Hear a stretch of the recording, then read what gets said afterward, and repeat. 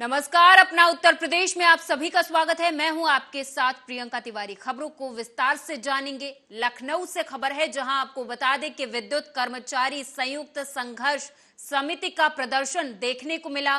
बता दें आपको कि सैकड़ों की संख्या में इकट्ठा होकर विद्युत कर्मचारी लगातार प्रदर्शन कर रहे हैं। अपनी मांगों को लेकर शक्ति भवन में विद्युत कर्मचारियों ने प्रदर्शन किया है। 15 सूत्रीय मांगों को लेकर विद्युत कर्मचारियों ने प्रदर्शन किया है।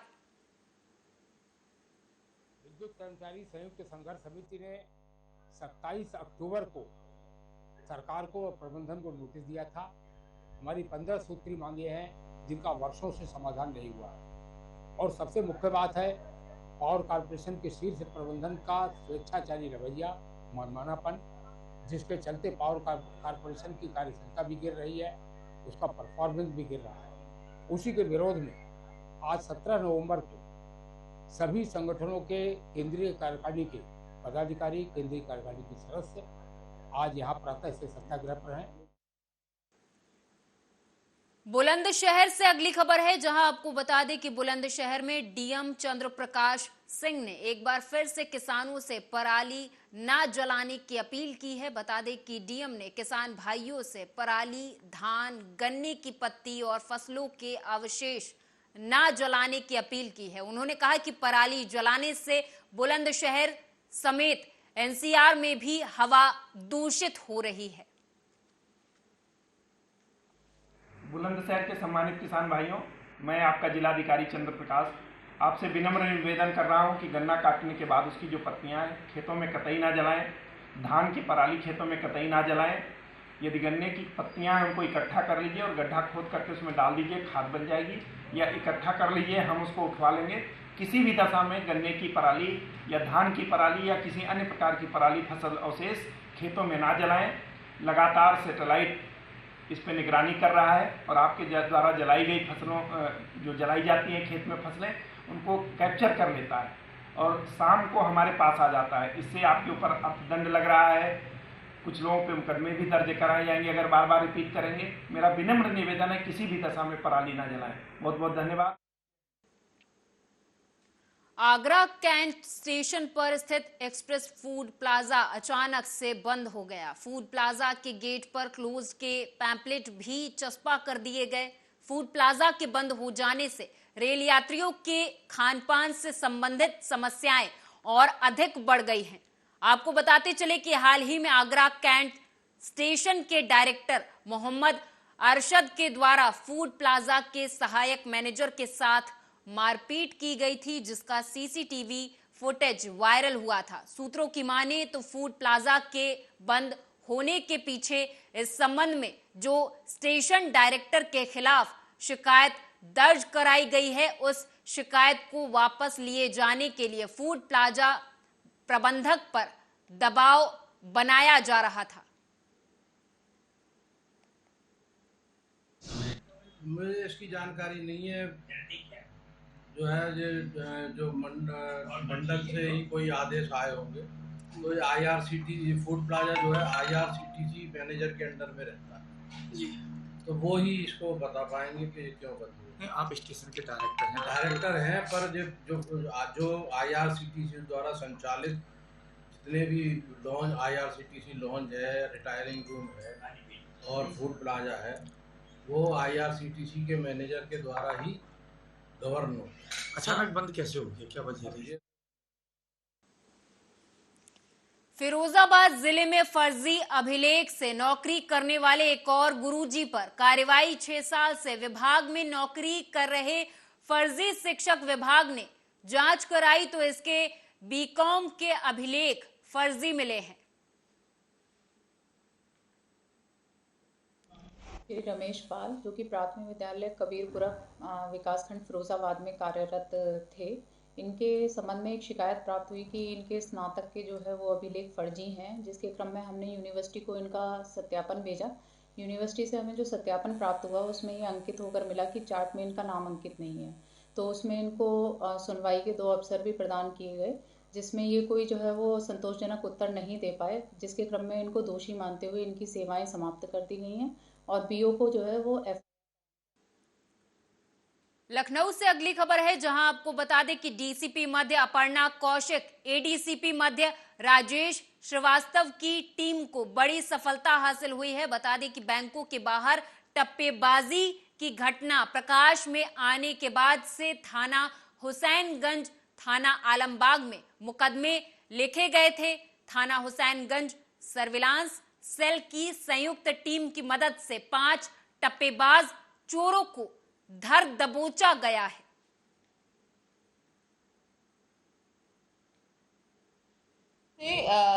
बैंकों के बाहर टप्पेबाजी की घटनाएं प्रकाश में आ रही थी। उस संबंध में थाना हुसैनगंज और थाना आलमबाग में अभियोग पंजीकृत किए गए थे। तभी से लगातार हमारी टीमें इसके सफल अनावरण करने हेतु प्रयासरत थी।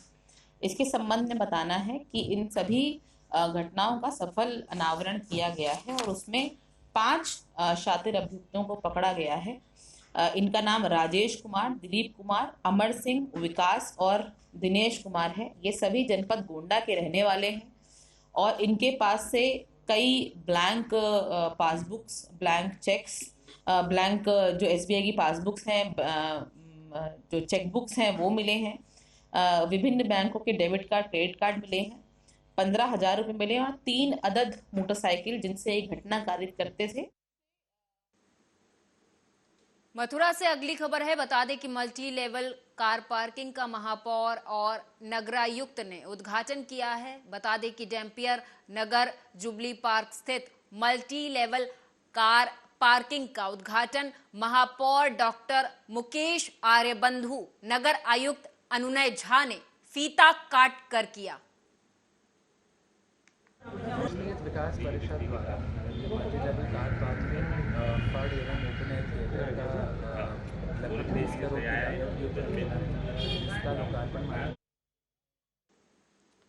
फतेहपुर जिले में छेड़छाड़ के एक और पुराने मामले में समझौते का दबाव बनाने आए लोगों ने समझौता करने से मना करने पर गांव के दबंगों ने फायर झोंक दिया।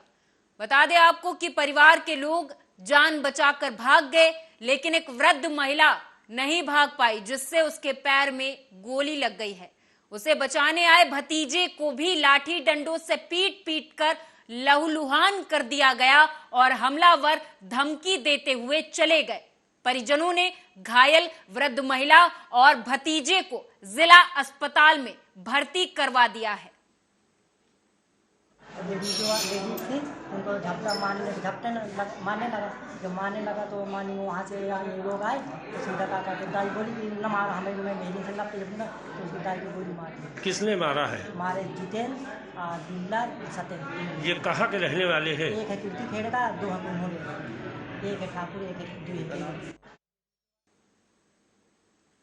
हमीरपुर से अगली खबर है, जहां आपको बता दें कि कोचिंग जा रही छात्रा से छेड़छाड़ का मामला सामने आया है। दरअसल 3 बदमाशों ने बीएससी की छात्रा से छेड़खानी की है। हालांकि जब छात्रा ने इस बात का विरोध किया तो बदमाशों ने छात्रा को जान से मारने की धमकी भी दी। बता दें कि पीड़ित छात्रा के पिता ने पुलिस थाने में जाकर मामले की तहरीर दी है।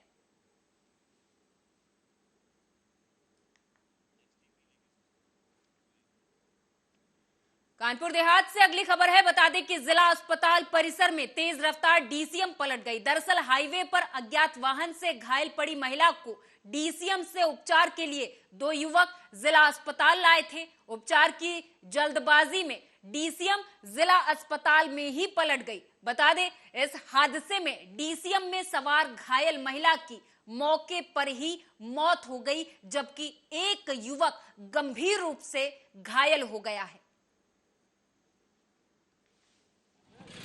कहाँ ले जा रहे थे आप गाड़ी? ये गाड़ी जा रही थी नोएडा से और बाराबंकी। यहाँ कैसे आई? यहाँ जबरदस्ती उस आर्मी वाले ने चाबी छीन लिया ऑन रोड पे मेरे से और खुद सीट पे बैठ गया और महिला को डाला। उसका ऑलरेडी पहले से एक्सीडेंट हुआ पड़ा था।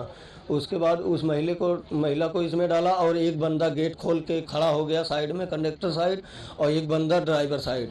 और उसके बाद महिला को लेके और रिटर्न गाड़ी रॉन्ग साइड। देखिए डीएल नंबर की एक गाड़ी जो नोएडा से बाराबंकी जा रही थी, ये गाड़ी जब 12 के पास पहुंची तो कुछ व्यक्तियों द्वारा एक महिला को जो टक्कर लग गई थी, बुजुर्ग महिला को, उस महिला को अस्पताल ले जाने के लिए कहा गया। ड्राइवर द्वारा उसमें कुछ आनाकानी की गई तो उसमें से 2 व्यक्ति ट्रक में चढ़ गए और ड्राइवर से चाबी लेकर ट्रक को चलाते हुए उस महिला को ट्रक में लिटा के और उसके बाद अस्पताल की तरफ। ये ज़्यादा जानकारी तो नहीं पता लगी, लेकिन ये एकदम से धम की आवाज़ आई तो हम लोगों ने जब बाहर निकाल के देखा तो एक ट्रक जो ला रहा था एक पेशेंट को, जो शायद दूसरी जगह घटना हुई थी, वो पलट गया। यहाँ उसने एकदम से टर्न लिया जिससे पलट गया।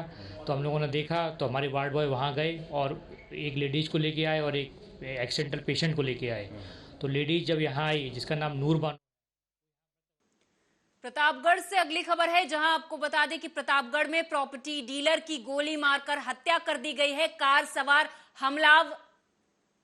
हमलावरों ने इस हत्या को अंजाम दिया है। घात लगाए बैठे बदमाशों ने ताबड़तोड़ फायरिंग कर दी। हालांकि पुलिस ने शव को कब्जे में लेकर पोस्टमार्टम के लिए भेज दिया है। मेडिकल कॉलेज में SSP Rohit Mishra police force के साथ पहुंचे और इस वारदात को जो अंजाम देकर बदमाश फरार हुए हैं उनकी तलाश में जुट गए हैं। चौराहा से हम लोग घर जा रहे थे, विकास भवन से निकले, लगभग 200 मीटर दूर गए थे। मोड़ था, अंधा मोड़ था। वही एक बाइक, एक कार खड़ी थी मैरून कलर की, और उसी को हम क्रॉस करके जैसे घूमे, रास्ता वहाँ कम था। उसके बाद एक आदमी वहीं बैठा था या खड़ा था, कैसे अचानक निकला और हमको 2 डंडा लगातार मारा हमारे बाएं हाथ पे, और हम लोग गिर गए। रायबरेली के जिला अस्पताल में एक शराबी का हाई वोल्टेज ड्रामा सामने आया है। दरअसल इस हाई वोल्टेज ड्रामे का वीडियो वायरल हुआ है, जिसे देखकर अब लोग खूब मजे ले रहे हैं। ये शराबी एक दुर्घटना में मामूली तौर पर घायल होने के बाद यहां लाया गया था। मामला यहां की इमरजेंसी का है। बता दें आपको कि अशोक नाम का व्यक्ति मार्ग दुर्घटना में घायल होने के बाद अस्पताल लाया गया था। उसके सिर से खून बह रहा था। इमरजेंसी कक्ष में वार्ड बॉय उसकी मरहम पट्टी कर रहे थे, तभी वो सभी को धक्का देते हुए डॉक्टर के चैम्बर में आ गया और फिर वहां शराब के नशे में ज्ञान देने लगा। काफी देर तक उसका ये ड्रामा चलता रहा। तभी अस्पताल कर्मियों ने उसे धक्का देते हुए वापस ड्रेसिंग रूम में पहुंचा दिया।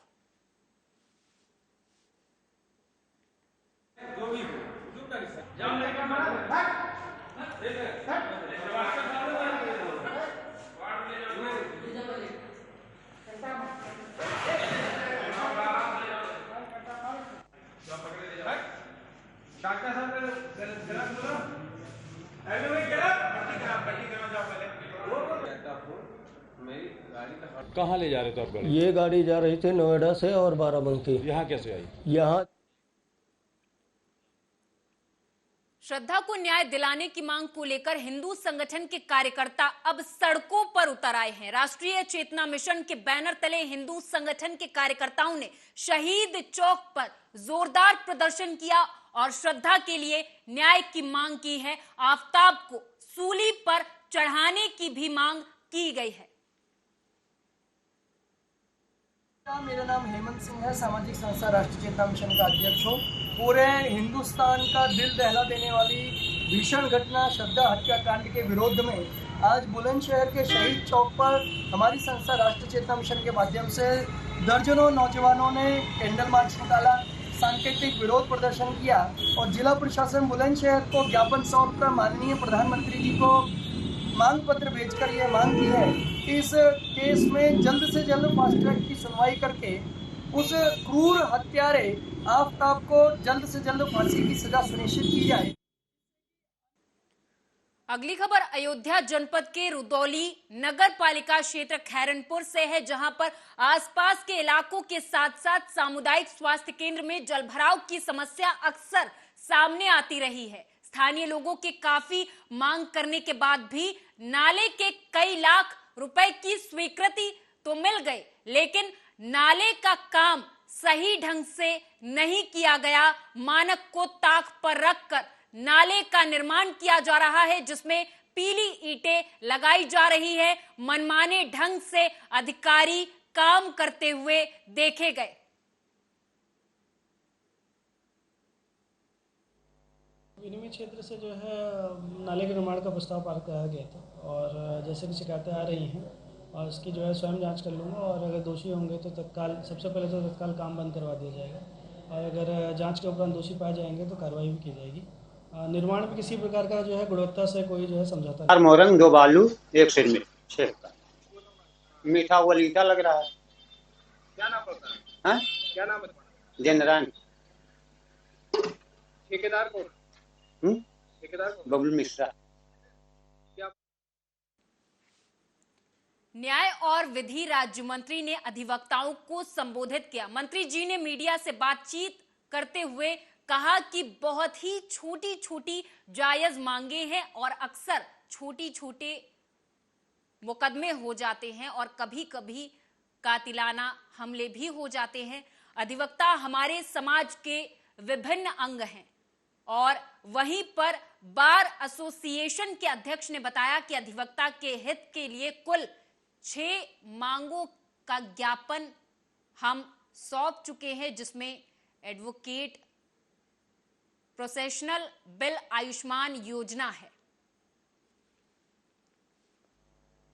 अधिवक्ता के हित के लिए कुछ 6 मांगों की एक मांग पत्र उन्होंने दिया है, जिसमें एडवोकेट प्रोटेक्शन बिल, जो आयुष्मान योजना है उससे अधिवक्ताओं को जोड़ने के लिए, लाइब्रेरी की सुरक्षा के लिए, और हमारा जो कुछ न्यासी संबंधी पैसे हैं उस पैसे से जो हमको लाभ मिलना था वो इसमें बंद है।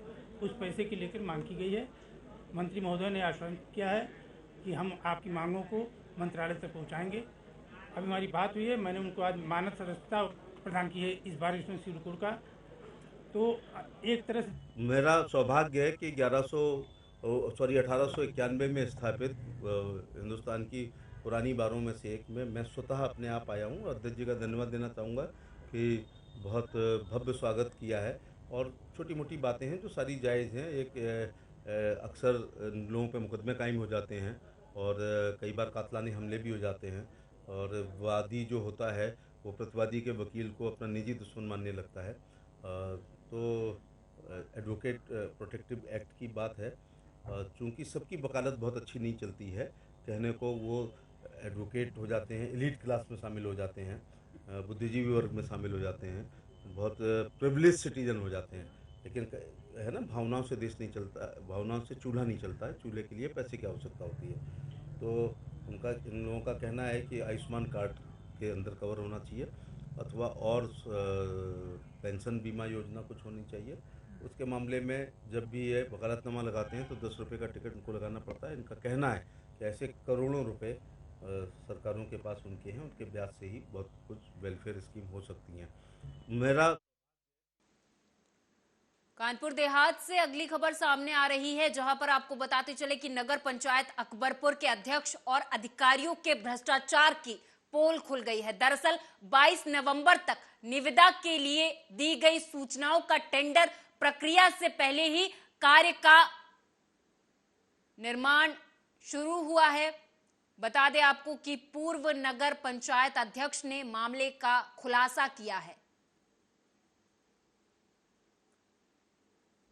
आज मैंने नगर पंचायत अकबरपुर प्रशासन की शिकायत की है कि नगर पंचायत अकबरपुर द्वारा विगत में कमिश्नर महोदय के फर्जी हस्ताक्षर कर करोड़ों रुपए का गमन किया गया, जो जांच में सिद्ध हो गया, मगर शासन सत्ता के दबाव में कार्रवाई नहीं हुई। आज लेटेस्ट उदाहरण है 10 लाख का एक नया भ्रष्टाचार है कि 22/11/2022 को नगर पंचायत में सब्जी मंडी पर बाउंड्री वॉल बनवाने का एक निविदाएं मांगी गई हैं, मगर एक सप्ताह पहले ही वो काम पूरा हो गया है, जो मौके पर जाकर देखा जा सकता है। आज जो शिकायत की गई है उसमें सैकड़ों 500 करीब कस्बे के लोगों ने हस्ताक्षर किए हैं और कहा कि सब्जी मंडी पुराने स्थल अशोक नगर पर लगना चाहिए।